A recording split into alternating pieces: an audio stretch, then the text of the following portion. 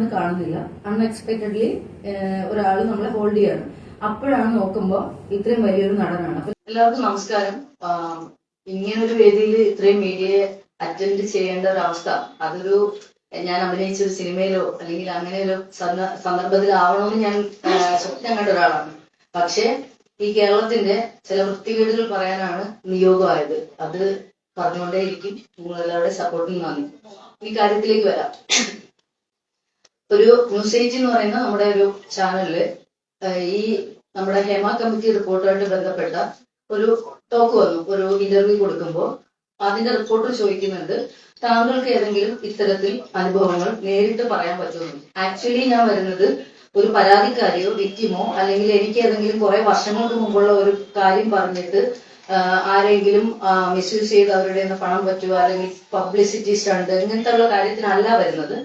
ആ ചാനലിലേക്ക് നമ്മളുടെ മറുപടി കൊടുക്കുമ്പോൾ വ്യക്തമായിട്ട് അദ്ദേഹം ചോദിക്കുന്നുണ്ട്, ഇങ്ങനെ കുറെ കാര്യങ്ങൾ നിങ്ങൾ കേൾക്കുന്നുണ്ട്, താങ്കൾക്ക് അനുഭവം ഉണ്ടോ എന്ന് ചോദിക്കുമ്പോൾ സ്വാഭാവികമായിട്ടും എന്നെ പോലെ ഒരാള് അനുഭവം ഇല്ല എന്ന് പറയുമോ ഉണ്ടെന്ന് പറയും. ഉറപ്പായിട്ടും നമ്മൾ ഉണ്ടെന്ന് പറയും.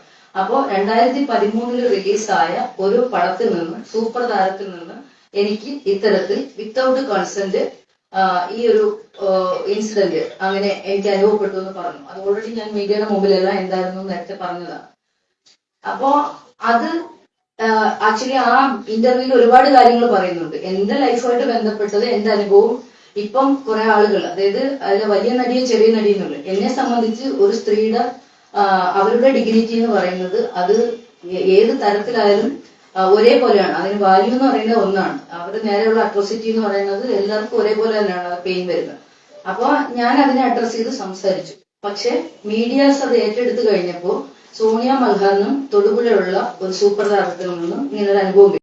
പച്ചയ്ക്ക് ചോദിക്കുന്ന സാധനങ്ങളുണ്ട്. അത് പച്ചയ്ക്ക് തന്നെ മുഖത്ത് നോക്കിയത് വലിയവനായിട്ടും പറഞ്ഞിട്ടുണ്ട്. അപ്പൊ എന്നെ മൊത്തത്തിൽ അങ്ങനെയുള്ളവർക്ക് എന്നെ ഇഷ്ടമല്ല. അതുകൊണ്ട് തന്നെ മെയിൻ സ്ട്രീം സിനിമകളിൽ നിന്ന് പണ്ട് മുതലേ എനിക്കൊരു ഇടയില്ല. അപ്പം എനിക്ക് കംഫർട്ട് ആവുന്ന ഒരു സിനിമകളിൽ മാത്രമേ ഞാൻ അഭിനയിക്കുള്ളൂ എന്നുള്ളതാണ്. നമ്മളെല്ലാം മാലാഖമാരാണ്, അങ്ങനെയല്ല. നമ്മളെ വില പറഞ്ഞുകൊണ്ട് നമ്മൾക്ക് ചാൻസ് തരാം അല്ലെങ്കിൽ അങ്ങനെയാണെന്ന് പറഞ്ഞ് ഏതെങ്കിലും തരത്തിൽ സ്വാധീനിക്കാൻ വരുന്ന ഒരു കോളിന് ഞാൻ പോയിട്ടില്ല. എനിക്ക് അതിന് താല്പര്യം ഇല്ലാത്തത് കൊണ്ടാണ്. അപ്പം അങ്ങനെ കുറെ എനിമീസ് പൂർണ്ണമായി എനിക്കുണ്ട് ഇൻഡസ്ട്രിയിൽ. അപ്പൊ എന്താണ്, നമ്മൾ ഒതുക്കപ്പെട്ടപ്പോ ആർട്ട് സിനിമകൾ, അതായത് പുതിയ സംവിധായകർ വരും, അവരിൽ ഒരു കഥ ഉണ്ടാവും, വലിയ നടികളെ പോയി കാണും, അവർ പുതിയ ആളായതുകൊണ്ട് ഡേറ്റ് കൊടുക്കത്തില്ല, പ്രൊഡക്ഷൻ വരത്തില്ല, പൈസ കുറവായിരിക്കും. അപ്പൊ അന്വേഷിക്കും ഈ ക്യാരക്ടർ ചെയ്യുന്ന ആരായിരിക്കും. അങ്ങനെയൊക്കെ നോക്കി അങ്ങനെയാണ് എനിക്ക് ആദ്യത്തെ സിനിമ വരുന്നത്. കാറ്റ് പറഞ്ഞ കഥ എന്ന് പറഞ്ഞിട്ടാണ് ഒരു സിനിമ തുടങ്ങുന്നത്. ആ സിനിമ പക്ഷെ റിലീസായിട്ടില്ല. അത് ഞാനായിട്ടുള്ള പ്രശ്നമല്ല. അതിനകത്ത് കുറച്ച് ഫിനാൻഷ്യൽ കാര്യങ്ങളൊക്കെ വന്നിട്ട് ആ സിനിമ അങ്ങനെ പോസ്റ്റ്പോണ്ട് ആയിട്ട് നിൽക്കുന്നുണ്ട്. പിന്നെ ഓരോ പടങ്ങൾ ഇങ്ങനെ അഭിനേത്രി, വല, മരംകൊത്തി സെക്കൻഡ് ഹീറോയിനാണ്. ബാക്കി പറയുന്ന പേരുകളൊക്കെ മെയിൻ ലീഡ് റോളുകളാണ്. സ്ത്രീ, നിദ്രാടനം, നീരവം, അത് അങ്ങനെ കിഡ്നി ബിരിയാണി, അനിൽ പരശുരാന്റെ വൈഫായിട്ട് അങ്ങനത്തെ കുറെ പടങ്ങള് ഞാൻ അഭിനയിച്ചിട്ടുണ്ട്. അപ്പൊ ഇതിലൊക്കെ എന്ന് പറയുന്നത് എന്റെ ഏറ്റവും വലിയ, എല്ലാവരും ചോദിക്കും ഇത്രയും പടം ചെയ്തിട്ട് നിങ്ങൾ ആരും കണ്ടിട്ടില്ലല്ലോ, നിങ്ങൾ മീഡിയയിൽ ഒന്നും കണ്ടിട്ടില്ല. ശരിയാണ്. എന്റെ 1-2 സിനിമ സ്ത്രീ എന്ന് പറഞ്ഞ് ഇന്ദ്രൻ സേട്ടൻ അതിനകത്തൊരു വില്ലൻ കഥാപാത്രമായിട്ട് ചെയ്യുന്ന ചെറിയൊരു പടമാണ്. ആ പടം എനിക്ക് തോന്നുന്നു 10-12 ഇന്റർനാഷണൽ അവാർഡ് അങ്ങനത്തെ സംഭവങ്ങളൊക്കെ കിട്ടിയിട്ടുണ്ട്. അപ്പൊ നമ്മുടെ ഒരു വേറൊരു ലെവലിലേക്ക് അതിനെ ബൂസ്റ്റ് ചെയ്ത് ഒരു കൊമേഴ്സ്യൽ വാല്യൂ ഉള്ള സിനിമകളിലേക്ക് എനിക്ക് വരാൻ പറ്റിയിട്ടില്ല. അതുകൊണ്ട് എനിക്ക് പലരും ഞാൻ നടി ആണ് എന്ന് പറയേണ്ട ഒരു ഇതാണ്. പക്ഷെ അതിലെനിക്ക് വിഷമമൊന്നുമില്ല. എനിക്ക് നട്ടല് നിവർത്തി നിന്ന് പറയാൻ പറ്റും. അതുകൊണ്ട് എനിക്ക് മീഡിയ അഭിമുഖീകരിക്കുന്നതിനോ അല്ലെങ്കിൽ ആരോടെങ്കിലും നിങ്ങൾ ചോദിക്കുന്ന ചോദ്യങ്ങൾക്ക് കൃത്യമായ ആൻസർ എന്റെ കയ്യിലുണ്ട്. എനിക്ക് ഭയപ്പെടേണ്ട യാതൊരു ആവശ്യമില്ല. പിന്നെ ഈ സിനിമകളിൽ നിന്നൊക്കെ നിങ്ങൾക്ക് വരുമാനം ഭയങ്കര ഇതിൽ കിട്ടി നിങ്ങൾ കോടീശ്വരിയാണെന്ന് ചോദിച്ചാൽ ചിലതിലൊക്കെ നമുക്ക് ചെറിയ പൈസ ആയിരിക്കും. ഇപ്പോ ഒരു സെറ്റ് കംഫർട്ടാണെന്ന് പറഞ്ഞാൽ ചിലപ്പോൾ ഞാൻ കഥ കേട്ടിട്ട് ഓക്കെ നമുക്ക് പറ്റും. അപ്പൊ അവിടെ വേറെ എന്തെങ്കിലും ഉപദ്രവം വരുമെന്ന് ചോദിക്കും. കാരണം നമ്മളുടെ അനുഭവം അങ്ങനെയായിരുന്നു. അപ്പൊ അവർ പറയില്ല, ഒരു പ്രശ്നമില്ല. ആ സേഫ് സോണിൽ നിന്നുകൊണ്ട് വർക്ക് ചെയ്യുമ്പോൾ നമുക്ക് പൈസ കുറവായിരിക്കും, പ്രശ്നമില്ല.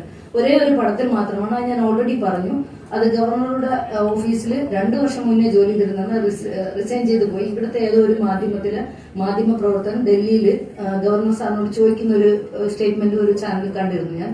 അത് നല്ല കാര്യം, അതാരായാലും അവർക്ക് കൺഗ്രാജുലേഷൻ. അത് ആ ഒരു വിഷയം അവിടെ പോലും നമ്മൾ ചെറിയ കാര്യമായിട്ട് പറഞ്ഞത് അത് അവിടെ ചോദിച്ചു. ചാനലാന്ന് എനിക്ക് ഓർമ്മയില്ല, സോറി.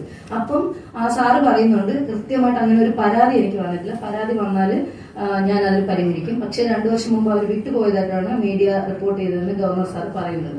ശരിയാണ്, അയാൾ അവിടെ നിന്ന് 2 വർഷം മുമ്പ് വിട്ടുപോയി. ഞാൻ പറഞ്ഞു വന്ന വിഷയങ്ങൾ അതൊന്നുമല്ല. എനിക്ക് ഒരുപാട് സാമ്പത്തികമായിട്ട് എന്നെ പറ്റിച്ച് വലുതായ ആൾക്കാരൊക്കെ ഉള്ളൂ. ഞാൻ ആർക്കും കൊടുക്കാനില്ല. പിന്നെ കൊടുക്കാനുള്ളതെന്ന് വെച്ചാൽ ഒരു സിനിമയുടെ എന്റെ ഒരു സുഹൃത്തിനെ വെച്ച് ഒരു സിനിമയിൽ ഈ പറഞ്ഞ എനിക്ക് 3 ലക്ഷം രൂപ തരാനുള്ള ഒരു സിനിമയിൽ എന്റെ ഒരു സുഹൃത്തിനെ കൊണ്ട് ഇൻവെസ്റ്റ് ചെയ്യിപ്പിക്കേണ്ടി വന്നു. അതുമായിട്ട് ബന്ധപ്പെട്ട ഞാനും കൂടി നിന്നിട്ടാണ് ആ സിനിമ ചെയ്തത്. അതുകൊണ്ട് ഞാൻ തിരിച്ചു കൊടുക്കണമെന്നൊക്കെയുള്ള വിഷയങ്ങൾ വന്നിരുന്നു.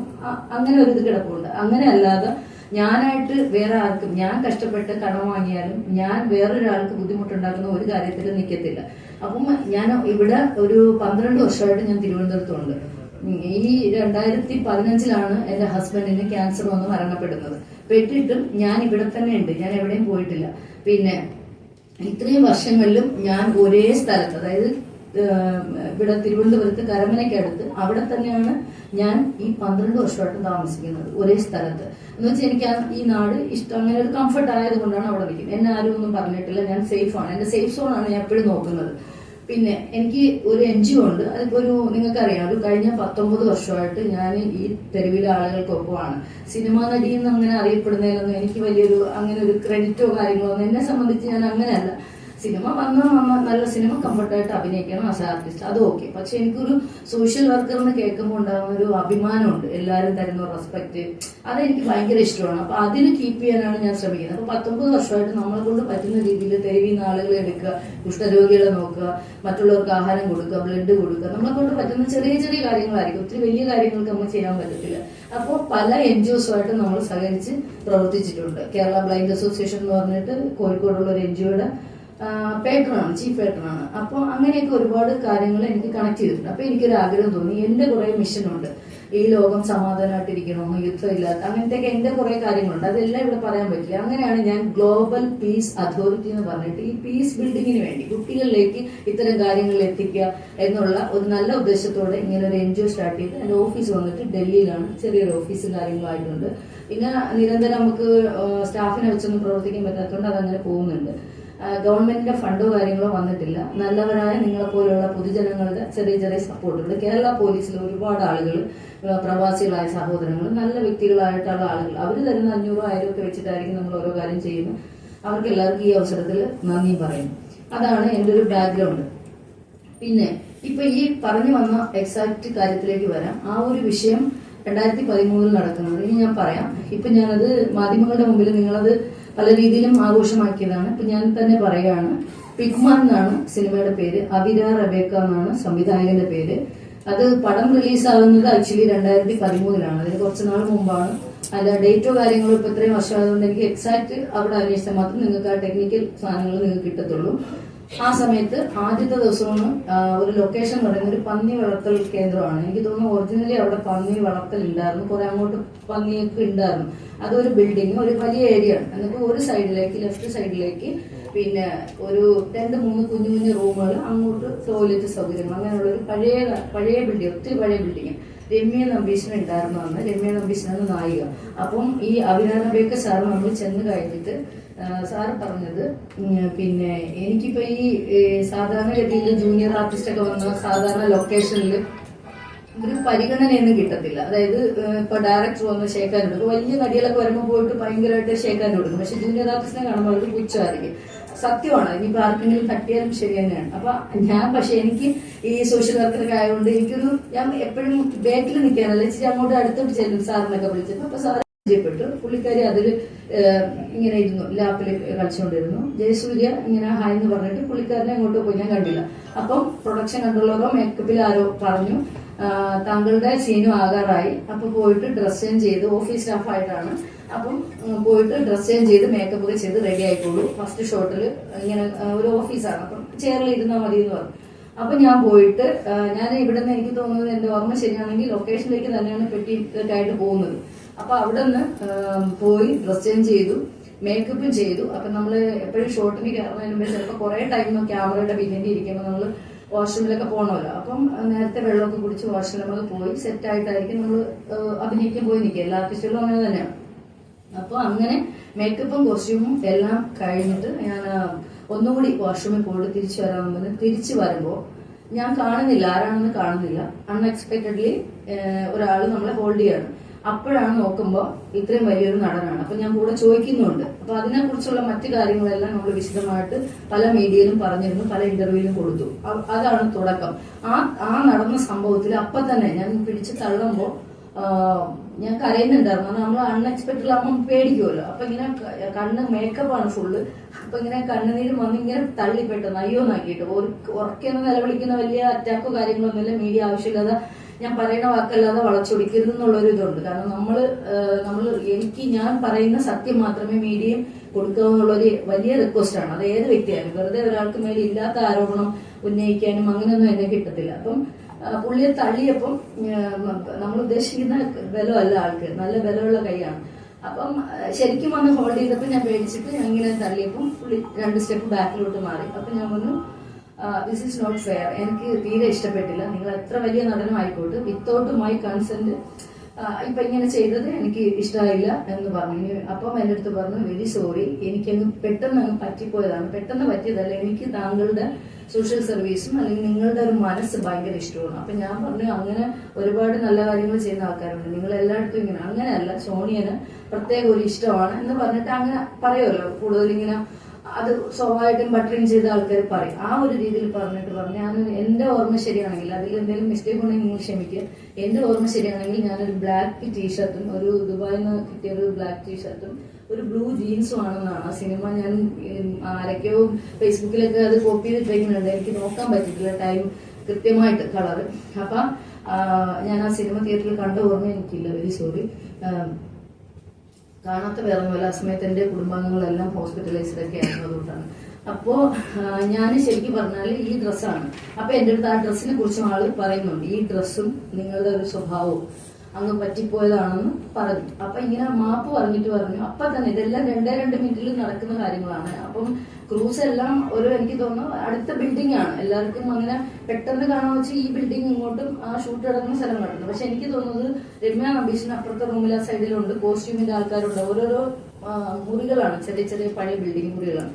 അപ്പൊ ഇദ്ദേഹം എന്റെ അടുത്ത് പറഞ്ഞു ഇതിപ്പോ ആരും കണ്ടിട്ടില്ല, ഇനിയിപ്പോ ഇതിനെ ഒരു വിഷയം ആക്കുമോ സാറിനോട് പറയുമെന്ന് ചോദിച്ചു. അതായത് സംവിധായകൻ അഭിരാജ് ബേക്കയോട്. ഞാൻ പറഞ്ഞു അപ്പൊ എനിക്ക് പെട്ടെന്ന് ഇത്രയും വലിയ നടനല്ലേ അവരുടെ ഒരു ഇമേജ് അങ്ങനെ ഞാൻ പെട്ടെന്ന് വിചാരിച്ചിട്ട് ഞാൻ പറഞ്ഞു ഇല്ല, എനിക്കൊരു ചെറിയൊരു ടെൻഷനുണ്ട്, അഭിനയിക്കാൻ വന്നാണ് ഫസ്റ്റ് വന്നത് ഈ ലൊക്കേഷനിൽ, എനിക്ക് അതിന്റെ ഒരു ചെറിയൊരു ബുദ്ധിമുട്ടുണ്ട് എന്ന് പറഞ്ഞപ്പം കൂളാകുക, കണ്ണീരൊക്കെ തുടച്ചിട്ട് ഒന്നുകൂടെ പോയി മേക്കപ്പ് ഒക്കെ ചെയ്ത് കൂളായിട്ട് പോകാന്ന് പറഞ്ഞിട്ട് അങ്ങ് പോയി. ഇനി നമ്മൾ നല്ല ഫ്രണ്ട്സ് ആയിരിക്കും, ഒരു കാര്യത്തിലും ഞാനിനി ടച്ച് പോലും ചെയ്യില്ലെന്ന് പറഞ്ഞു. അപ്പൊ എനിക്ക് തോന്നുന്നത് ഒരു 3-4 ദിവസം നമ്മൾ അവിടെ ഉണ്ടായിരുന്നു, അഭിനയിച്ചിട്ടുണ്ട്. വേറെ ആരും ഒരു ബുദ്ധിമുട്ടും തന്നിട്ടില്ല, ഉള്ള പൈസയൊക്കെ മേടിച്ച് വീട്ടിൽ വന്നു. ഹസ്ബൻഡിനോടും എന്റെ ഏറ്റവും അടുത്ത വേണ്ടപ്പെട്ട ആൾക്കാരോടും എന്റെ സുഹൃത്തുക്കളോടും ഞാൻ ഈ ഇത്രയും വലിയൊരു നടനെ നമ്മളിങ്ങനെ തുടക്കമല്ലോ, ജൂനിയർ ആർട്ടിസ്റ്റ് ആണ്, ഇതൊക്കെ വലിയൊരു സംഭവമായിട്ടാണ് നമുക്ക് ഭയങ്കരമായിട്ട് നമുക്ക് ആ സമയത്ത് ഇത്രയും കൂടെ ചെറുപ്പമല്ലേ. അപ്പൊ ഇങ്ങനെ ഇത് കാര്യങ്ങൾ മനസ്സിലാക്കണം. പിന്നെ ഇൻഡസ്ട്രിയിൽ ഇങ്ങനെ കയറി പിടിക്കലോ അല്ലെങ്കിൽ ടച്ച് ചെയ്യാനുള്ള പെർമിഷനുള്ള ആൾക്കാരൊക്കെയാണ്, അവർക്ക് നമ്മളൊക്കെ ഇങ്ങനെ യൂസ് ചെയ്യാൻ പറ്റുന്ന ഒരു അവസ്ഥയിലാണ് ഇൻഡസ്ട്രി എന്നും ആ സമയത്ത് എനിക്ക് അറിയത്തില്ല.